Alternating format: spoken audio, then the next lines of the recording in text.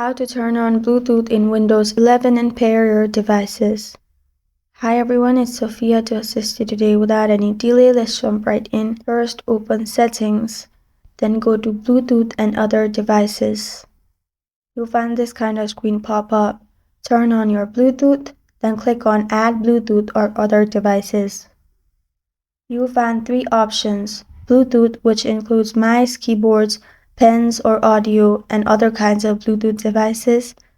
Second one is wireless display or dock, that includes wireless monitors, TVs, or PC. And third one is everything else, that includes Xbox controller with wireless adapter, Duna, and more.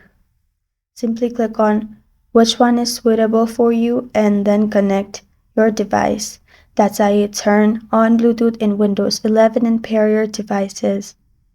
Thank you for joining me today. If this video helps you out, please leave a like and subscribe for more. Got a question or want to suggest a topic? Comment below. I'm Sophia signing off. Until next time.